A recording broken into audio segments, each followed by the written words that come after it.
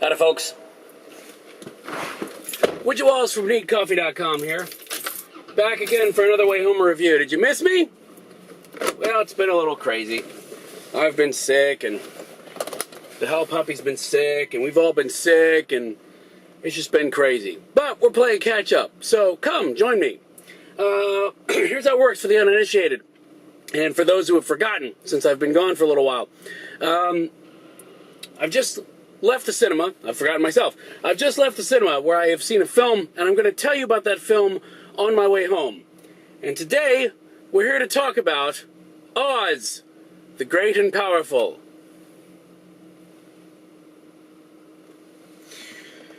Okay, so, Oz, the Great and Powerful. What can we say about this? Synopsis. Well, you probably know the story of The Wizard of Oz, probably because you've seen a certain film that this isn't really directly a prequel to, because Disney doesn't own the rights to that film. But the books themselves are in the public domain, so it's a prequel to that. No, really. But yes, basically it's the story of how the Wizard of Oz, the titular character of the original, came to be in Oz, and how he got his title of Wizard of Oz, and basically how the witches got to where they were. It's basically setting up where everything was for the 1939 classic film. That's pretty much it.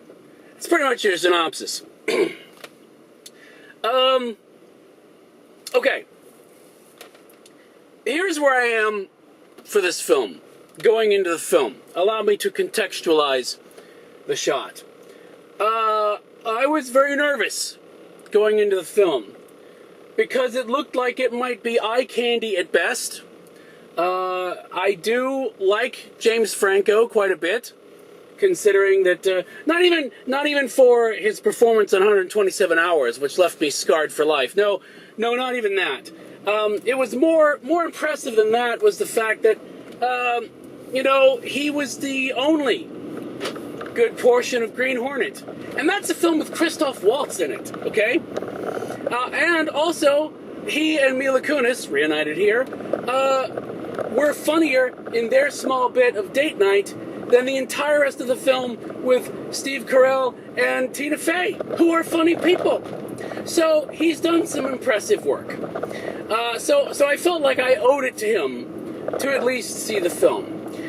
I was a bit trepidatious because I don't really care for Sam Raimi's later stuff. I didn't like the Spider-Man films. And I don't know. It just felt like it could be a bit odd. But no, I said, all right, fine, I'll go into it. Like, it could be a good ride. It could be good eye candy. There is a place in the world for such things. So, I will say this. The fascinating thing is, has ever before, okay, he said, trying to form sentences. Has ever before, have we ever seen a studio making a film that was a prequel to, as I alluded to, very obviously a prequel to a film they don't actually have rights to, okay? And yet, because everybody knows the first film, i.e., I guess Wizard of Oz Episode 2, because everyone knows that, if you didn't try to adhere as close to it as you could without actually getting sued, people would reject your film because they'd go, well, that's not the Wicked Witch, she's not green, or that's not, Oz, he didn't have that particular special effect involved.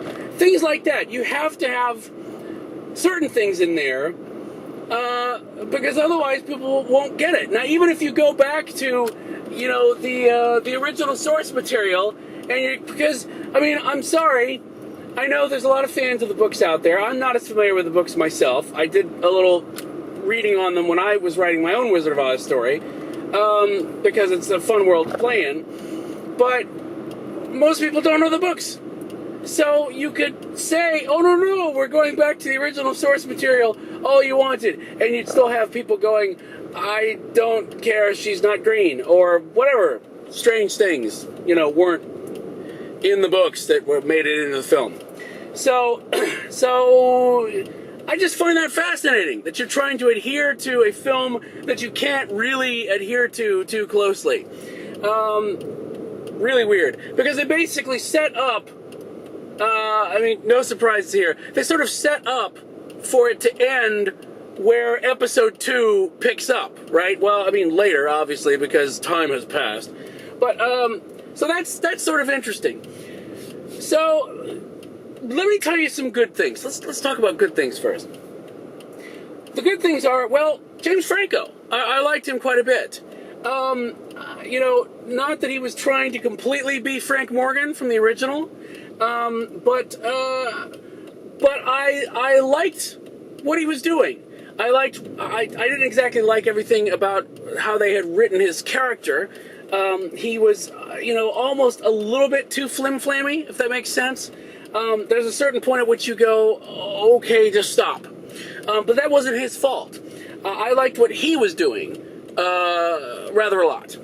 I also will say, and I think it's supposed, just in case it's spoilers, because I don't know. Let's just say that the actress trying to fill the shoes of Margaret Hamilton, well, you're only trying to step into the shoes, or high-heeled boots, or whatever, of one of the greatest classic cinematic villains of all time. So, you did well. Let's say that. You did well. Although I'm not quite sure about the whole wicked dominatrix of the West thing. Not quite sure about that. I'll have to get back to you once I use a little brain bleach. Now, so performances, pretty good. Most of them. A lot of it was the material. We'll get to that in a second. Also, I will say this. After a bunch of stuff that I didn't quite like so much, that's right, this is the merge lane. I don't know about where you live, but in Atlanta, people see merging as a threat to, their status, life, liberty. It's like, I'm coming over. It's not like there's a lane that I could stay in. I am coming over one way or the other. Anyway, maybe Kitty Pryde was driving that car and she didn't care. So, when you get to the end, when you get to the final battle, not any, shall we say, superfluous battles that come afterwards where you just go, damn, I thought this was done. When you get to the final battle, capital F, capital B, it's really good. Because they've taken some bits that you will recognize, shall we say, and they've incorporated into it, and they've made it fairly seamless. So I really sort of like that. That was actually well executed, and none of it felt dumb. So I enjoyed that bit. Yes, now let's talk about the rest of it. My two big problems. Number one, first of all, I really like, and they did this in the trailer, so it's not really spoilers, they did play around with the whole, we're now in Oz, and hey, it's not just color we're going to introduce now. Now we're going to introduce widescreen, right? That's a really nice touch, okay? I kind of like that. However, I was distracted by the fact that Oz, from an effects point of view, they couldn't seem to decide. Okay, you know how there is, really good CG that people walk around in, and it's blended really well, and you really sort of can't tell the difference between the set and the CG? If you want to, you want to talk Avatar, you want to talk, some bits of, the original Lord of the Rings trilogy, really good, integrated, human CG environment type of thing, right? You got that at one end of the spectrum. And then at the other end of the spectrum, you got Bob Hoskins walking around Toontown, okay? Pretty much, a lot of the time when he first showed up, It's literally Bob Hoskins in Toontown level of blending of environments. Okay, so I'm thinking, okay, if this is how you're going to play this, that's fine. I suppose I can get used to this, but they can't seem to decide. And I'm not saying that I want like hyper real CG Oz, because it is supposed to be a fantasy world. But what I'm saying is, choose a level of detail, choose a level of blending, choose a level of anything, and just stick to it. At one point, you've got matte paintings that look like, well, matte paintings. I mean, they literally look like they're staring at a wall 5 feet from them. And I'm like, I've seen matte paintings well done. This is not that. What are you doing? And, bits of Toontown mixed with bits of, practical sets mixed with other stuff. Where it seems to jump around. They can't seem to decide what level of blending and detail that they're going for. And I'm like, just pick one. Any of them would work. It's Oz. You can pass it off as anything you want. It's freaking Oz. Just pick it. But they don't. The other thing that's uneven about it, again, I'm talking about uneven, picking a level, is everything will be going along fairly smoothly, okay? Where you've got your sort of quest thing going on, you've got your sort of fantasy thing going on, and you've got your sort of can't really figure out if I'm a children's film or if I actually do want adults to be able to watch this thing going on. You've got all these things going on, right? The problem is, they have these moments. I'm talking about capital letters. Capital M moments. Sentimental moments, okay? That just thud against your skull. Make a hollow sound when they do, right? I mean, just like really hard. And you just go, ow! Because it hits you really hard.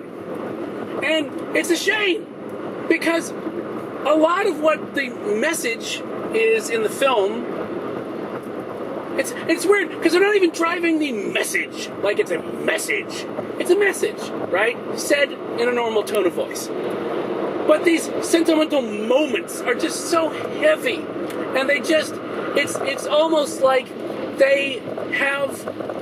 It's almost like the time-space of the film bends around them. You know what I'm saying? Where they can't, the plot and your attention and the momentum of the film cannot escape the weight of these moments. And it's a shame, because it's not that the moments themselves, that what they're supposed to be, are bad. It's just they feel so overwritten or something. It just feels like they just needed to be, I don't know, shaved. I have no idea. So those stuck out as well. So, I mean, you have some problems with the material itself, and some of these actors are doing really the best that they can with that and trying to sell these moments and make them work. And sometimes it's just beyond them, and that's not really their fault. So, I mean, that was part of my thing, is that I got lost in the environment of Oz, okay, and not in a good way, and I kept being thudded out of the feeling, out of the momentum of the film by bits of the script. And it's a shame, because they actually did a good job of setting up where the film that they're actually not supposed to be setting up for kicked off. They did that really well. A lot better than some other prequels have done, right? It was very obvious that they had an arc about how they were going to get there, and some of the ways that they got there were pretty clever. So it's not like there's nothing at all good about the film. The 3D honestly didn't add that much. In fact, it's most of it was just cheap 3D tricks. Oh, there's spears coming at me. Oh, yay. And that's about it. So here's what I would say. I'm going to be generous, because, its heart was in the right place. Okay? 2.5 out of 5. Partly for James Franco and partly for a really cool final battle. I would say wait and give it a rental. I don't necessarily want to say if you're like an Oz fanatic, go see it, because I fear that if you are an Oz fanatic, you'll probably just tear your hair out with stuff that they changed or stuff that they, I don't know. You know how fanatics are. When you love something so much, you should set it free, and you want to hunt it down and kill it anyway. I don't know. So use your best judgment. But I would say wait and rent it, especially if you got a nice rig at home or even a decent rig. You'll be fine. The pretty colors, they'll come through fine. Grab a Blu-ray and you'll be good. And I mean, that's pretty much it. I know that they're already working on another film. I don't know if it's a sequel, another prequel. I don't know how you can do that and still come between this film and the next. I wasn't expecting to see The Wizard Will Return in. That didn't happen. Spoilers. But no, I have no idea what they would do next, unless they want to go back to the books and do another prequel or another sidequel or some other quel thing. But anyway, yes, a 2.5 out of 5, and I would say wait and watch it at home. You're not going to miss anything. And chances are, if you were going to see it, you've probably already seen it. I'm just catching up. So anyway, there you go. That's Oz the Great and Powerful. So, yes, thanks so much for watching these, and thanks so much for waiting for me to get back into the vehicle so we could do some more of these. And there will be some more coming as we get films watched. So, as always, if you like these and you want to help make it easier to come do them and not have so much space between them, you can go to needcoffee.com/support and throw some coins in the till. And it helps for things like gas and the camera and the everything, stuff. Medical bills, yes. So there you go. We will see you next time on the Wayhomer Reviews, and until then, bye.